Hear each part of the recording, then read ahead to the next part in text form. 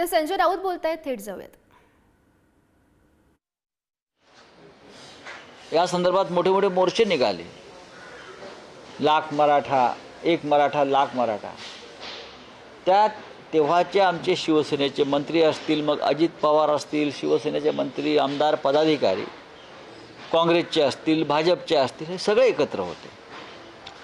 मोर्चात पुढे असायचे. आतासुद्धा ह्या आंदोलनामध्ये कदाचित बीडला शिवसेनेची ताकद जास्त असेल, त्याच्यामुळे तुम्हाला शिवसेनेचे कार्यकर्ते पुढे दिसले असतील, पण ते सगळ्यांचं एक आंदोलन होतं आणि त्या आंदोलनाचा शिवसेनेचा पक्ष म्हणून संबंध नाही, हे मी आत्ता तुम्हाला इथे स्पष्ट करू इच्छितो. मी असं म्हणत नाही की त्यात आमचे कार्यकर्ते नसावेत, 100% असतील, पण ते आंदोलन पक्षाचं नव्हतं किंवा ती पक्षाची भूमिका नव्हती. त्यात सर्वच पक्षाचे प्रमुख लोक त्यात उपस्थित होते. त्यानंतर मनसेच्या नेत्यांनी देखील शिवसेनेला इशारा दिला की तुमचे देखील दौरे. बघा, प्रश्न असा आहे, ते आंदोलन कोणी केलं हे आधी समजून घ्या. धमक्या इशारे देऊ नका, धमक्या इशारे देऊ नका. ते भाजपला द्या, फडणवीसांना द्या, महाराष्ट्रद्रोह्यांना द्या. मी माझी भूमिका, माझ्या पक्षाची भूमिका, शिवसेना पक्षप्रमुखांची भूमिका सांगतो. जे घडलं बीडमध्ये, जे राज ठाकरे यांच्या गाडीवर ज्या सुपाऱ्या टाकल्या असं म्हणतात, तेव्हा आम्ही दिल्लीत होतो सगळे, आम्ही माहिती घेतली. तेव्हा त्या आंदोलन ते पक्षाचं आंदोलन असं म्हणून आम्हाला त्याचं स्वीकार करता येणार नाही. राजकारणामध्ये ही लोकशाही आहे. लोकशाहीमध्ये प्रत्येकाला आपल्या भूमिका मांडण्याचा अधिकार आहे आणि त्या भूमिकांना जर कोणाचा विरोध असेल तर निषेध करण्याचा अधिकार आहे. निषेधाच्या पद्धती वेगळ्या असतात. महाराष्ट्रातलं वातावरण ज्या पद्धतीने बिघडलं जातं आहे किंवा बिघडवलं जातं आहे ते पाहता भविष्यामध्ये सर्वच राजकीय पक्षांनी या विषयावर संयम पाळणं गरजेचं आहे. ठाण्यामध्ये उद्धव ठाकरेंची सभा होते, त्या अगोदर बॅनर लागले झाले लोटांगण म्हणून. उद्धव साहेब हे त्या ठिकाणी नतमस्तक होताना दाखवले. सोनिया गांधी आणि शरद पवारांच्या समोर त्यांच्या मागे तुम्ही उभे आहात. हो, मी असेल ना. आम्ही महाविकास आघाडीमध्ये आहोत. महाराष्ट्राच्या मुख्यमंत्री पदावर ज्यांना बसवलेलं आहे सध्या, ते लोटांगण घालूनच बसवलेलं आहे ना. ते लोटांगण वीरच आहेत ना. आतापर्यंत गेल्या 60 वर्षात सगळे मुख्यमंत्री म्हणून दिल्लीला गेले नसले तेवढे हे एक मुख्यमंत्री गेले लोटांगणं घालायला. दिल्लीमध्ये फक्त लोटांगणं घालण्यासाठी जात नाहीत. दिल्ली देशाची राजधानी आहे.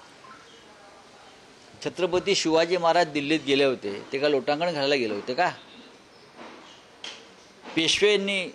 पेशव्यांनी दिल्लीवरती जाऊन स्वारी केली आणि दिल्ली जिंकली होती, ते का लोटांगण घालायला गेले होते का? सह्याद्री हिमालयाच्या मदतीला धावला, आम्ही यशवंतरावांचा उल्लेख करतो, तो लोटांगण घालायला गेला होता का? चिंतामणराव देशमुखांनी नेहरूंच्या तोंडावर राजीनामा फेकला केंद्रीय अर्थमंत्रीपदाचा, ते का लोटांगण होतं का? हिंदुहृदय सम्राट बाळासाहेब ठाकरे असतील, उद्धव ठाकरे असतील, ह्यांनी दिल्लीशी जी झुंज दिली, मोदी शहांच्या जुलमी कारभाराशी, त्या मोगलाईशी, त्याला लोटांगण म्हणता येणार नाही, त्याला स्वाभिमान म्हणतात. आणि आज महाराष्ट्राचे राज्यकर्ते दिल्लीच्या दारातलं पाय पुसणं म्हणून जे बसले आहेत त्याला लोटांगण म्हणतात. महाराष्ट्राचा इतिहास या लोकांनी समजून घ्यावा. ज्यांनी आमचा पक्ष चोरला, ज्यांनी आमचं चिन्ह चोरलं, ज्यांनी अशा चोऱ्या आणि लांड्या लवाड्या केल्या, त्यांनी आम्हाला राजकारण शिकवू नये दिल्लीचं. तुमच्या आधीपासून आम्ही दिल्लीमध्ये आहोत आणि आम्हाला दिल्ली चांगली माहिती आहे. आणि त्या सोनिया गांधींच्या पाठिंब्यावरच्या सरकारमध्ये आपणही मंत्री होतात महाशय, हे लक्षात घ्या. परमबीर सिंह, कल राज ठाकरे की गाड़ी पर सुपारी फेंकी गई, कहा जा रहा है कि आपकी पार्टी के लोग थे. क्या हमारे पार्टी के लोग शायद उसमें हो सकते हैं, लेकिन वो कोई पार्टी का आंदोलन नहीं था. महाराष्ट्र में जो मराठा आरक्षण आंदोलन चल रहा है, उस आंदोलन के बारे में राज ठाकरे जी ने एक वक्तव्य किया था कि मराठा समाज को आरक्षण की ज़रूरत नहीं है, किसी को आरक्षण की ज़रूरत नहीं है। उसके बाद लोगों में गुस्सा है। तो किसी भी ये पार्टी का आंदोलन नहीं था, सभी पार्टी के मराठा कार्यकर्ता एक साथ आकर आंदोलन किया था, निषेध किया था। हम इतना ही कह सकते हैं, यह हमारे पार्टी का आंदोलन नहीं था। सर, उनकी तरफ से कहा जा रहा है कि अब आपके भी दौरे होंगे। देखिए ये धमकी और इशारे ठीक है, वो हम देख लेंगे, वो छोड़ दीजिए। ये हमारे दौरे होते हैं, रहेंगे, और आप क्या करेंगे और हम क्या करेंगे ये आगे की बात है। जब होगा तब देखा जाएगा।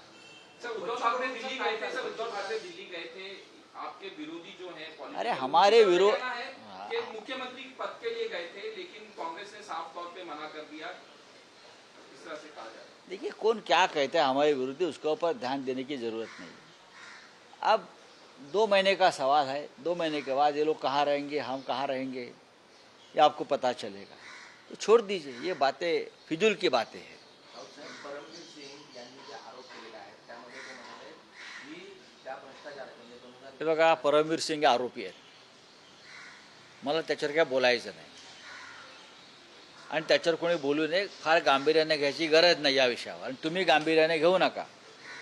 देवेंद्र फडणवीस आणि त्यांचे पोपट सगळे लहान मोठे हे आता निवडणुका आहेत बरं का, त्यांना काहीतरी मिरच्या आणि पेरू खायला घालतील आणि पोपटपंची करून घेतील। आम्हाला त्याच्यावर बोलायचंच नाही आहे, हा विषय संपलेला आहे आमच्यासाठी। देवेंद्र फडणवीस या माणसानं या महाराष्ट्राचं राजकारण नासवलं आहे, बिघडवलं आहे, हे परत मी सांगतो, आणि महाराष्ट्र त्याबद्दल त्यांना माफ करणार नाही। आता दुसरं काय आहे,